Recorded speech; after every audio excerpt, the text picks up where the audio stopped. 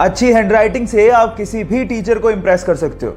और कई लोगों ने बचपन में अपनी हैंडराइटिंग को ठीक करने के लिए कोशिश भी की होगी, कईयों ने ठीक कर ली होगी और कईयों ने टीचर से मार भी खाई होगी। लेकिन अगर मैं आपसे कहूं कि एक 8वीं क्लास की लड़की है जिसकी हैंडराइटिंग कंप्यूटर के फॉन्ट को भी मात दे दे, तो क्या आप विश्वास करोगे? जरा ध्यान से देखिए इस हैंडराइटिंग को। लड़की नेपाल की है जिसका नाम है प्रकृति मल्ला और उसकी हैंडराइटिंग को दुनिया की सबसे खूबसूरत हैंडराइटिंग्स में से एक माना गया है।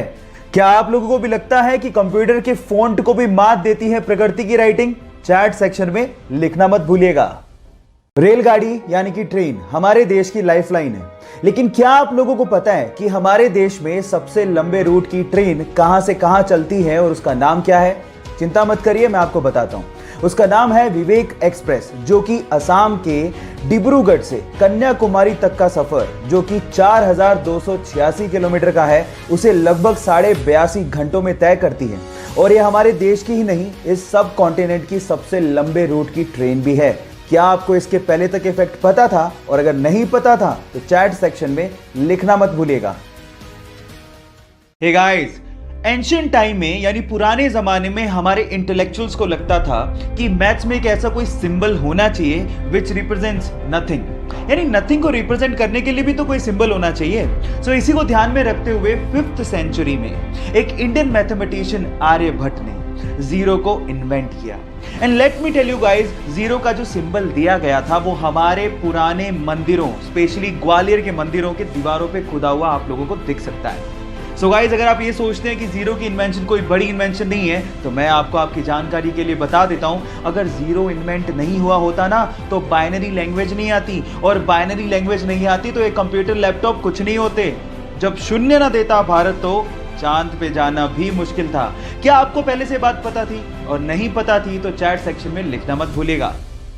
गाइस, बाइक चलाना किसे नहीं पसंद, लेकिन असली प्रॉब्लम आती गर्मियों में, जब कोई स्कार्फ या फिर रुमाल पहनने के बाद हमें हेलमेट पहनना पड़ता है। और गर्मी होने की वजह से थोड़ी दूरी तक चलने के बाद जब हम हेलमेट उतारते हैं तो पूरा मुंह पसीने से भर जाता है। अब इस प्रॉब्लम का सॉल्यूशन क्या है? जी हाँ गाइस, इस प्रॉब्लम का सॉल्यूशन है एसी हेलमेट। एक छोटी सी एक्सेसरी आपके हेलमेट पे लगती है और वो आपके हेलमेट को या फिर आपके सिर को ठंडा ठंडा कूल बना देती है। और गाइस, इसका इन्वेंशन कहीं बाहर नहीं, हमारे इंडिया के बेंगलोर के आईआईटीएन पीके सुंदर राजन ने किया है। सो गाइस, हमारे हेलमेट को ठंडा ठंडा कूल बनाने वाले इस सुंदर राजन के लिए एक लाइक तो बनता है। एक बार गुरु नानक देव जी अपने शिष्यों के साथ एक गांव गए। गांव वालों ने गुरु नानक देव जी और उनके शिष्यों की बहुत ज्यादा सेवा की, लेकिन जाते जाते गुरु नानक देव जी ने उन गांव वालों को आशीर्वाद दिया, उधर जाओ। उसके बाद गुरु नानक देव जी अपने शिष्यों के साथ दूसरे गांव गए, लेकिन उन गांव वालों ने गुरु नानक देव जी और उनके शिष्यों के साथ बहुत बुरा बर्ताव किया। लेकिन फिर भी गुरु नानक देव जी ने उन्हें आशीर्वाद दिया, बसे रहो। ये देख के एक शिष्य से रहा नहीं गया, उसने गुरु नानक देव जी से कहा कि ये कैसे आशीर्वाद दिया आपने? तो गुरु नानक देव जी ने जवाब दिया कि संसार में अच्छाई का फैलना और बुराई का रुके रहना और ना फैलना इंसानियत के लिए बहुत ज्यादा जरूरी है। इसीलिए जो अच्छे लोग थे उन्हें उजड़ जाने का मैंने आशीर्वाद दिया, ताकि वो बाकी जगहों पे जाके अपनी अच्छाई को फैला सके। आपको ये स्टोरी कैसे लगी? चैट सेक्शन में लिखना मत भूलिएगा। गोल्ड यानी कि सोना रईसी की पहचान मानी जाती है, लेकिन सवाल यह है कि अर्थ की क्रस्ट में तो बहुत सारे मेटल मिलते हैं, फिर गोल्ड को ही इतनी तवज्जो क्यों दी जाती है? मैं आपको बताता हूं। गोल्ड एक ऐसा मेटल है जिसपे कभी जंग लगती ही नहीं है। एक्चुअली जब भी कोई मेटल ऑक्सीजन और मॉइस्चर के कांटेक्ट में आता है तो उस पर जंग लगनी शुरू हो जाती है, जैसे कि लोहे का ब्राउन हो जाना, चांदी का काली हो जाना, कॉपर का ग्रीन हो जाना। ये सब कोरोजन यानी कि जंग लगने की वजह से ही होता है। लेकिन गोल्ड एक अनरिएक्टिव मेटल है जो ऑक्सीजन और मॉइस्चर के साथ रिएक्ट करता ही नहीं है। इसीलिए अर्थ की क्रस्ट से जब सोने को निकाला जाता है तो उसे प्रोसेस करने तक की जरूरत नहीं पड़ती, क्योंकि वो प्योर फॉर्म में ही पाया जाता है। क्या इसके पहले तक गोल्ड की एक खासियत आप लोगों को पता थी? और अगर नहीं पता थी तो चैट सेक्शन में लिखना मत भूलिएगा। गाइस, मैथ का पजल सोल्व करने से ना दिमाग बहुत तेज होता है। तो चलो मैं आपसे एक मैथ का सिंपल सवाल पूछता हूं। सपोज करो कि आपके पास एक मैथ का इक्वेशन है जिसमें लिखा हुआ है 5 + 5 + 5 + 5 = 555।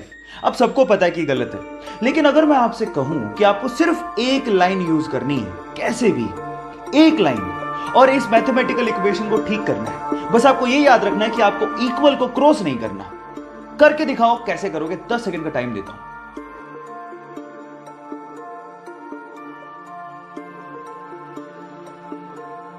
तो चलो गाइस, मैं आपको आंसर बताता हूं। इसका आंसर बड़ा सिंपल है। जो आपका पहला प्लस का साइन है ना, उसको आपको ये लाइन लगा के 4 बनाना था। अब ये कितना हो गया? 545 plus 5 is equal to 555। Math का इक्वेशन ठीक हो गया। आपको ये पजल कैसा लगा, चैट सेक्शन में लिखना मत भूलिएगा। हमारी अर्थ का एकमात्र नेचुरल सैटेलाइट यानी कि प्राकृतिक उपग्रह है चंद्रमा। अब उसके बारे में एक इंटरेस्टिंग फैक्ट बताता हूं। आपका अभी इस वक्त जितना भी भार है, उसका सिर्फ 1/6 भार ही आप लोगों को मून पे फील होगा। मतलब मान लो कि आप 60 किलो के हो, तो उसका 1/6 यानी कि सिर्फ 10 किलो का भार ही आप लोगों को मून पे फील होगा। यानी कि आप अपने आप को हल्का महसूस करोगे, और यह होता है ग्रेविटेशन की कमी की वजह से। और अगर मान लो आपको अपना भार कम करना है, तो जिम जाने की बजाय आप चंद्रमा पे चले जाओ, वो ज्यादा अच्छा है। Just kidding. ये आपको पता था या नहीं पता था? चैट सेक्शन में लिखना मत भूलिएगा।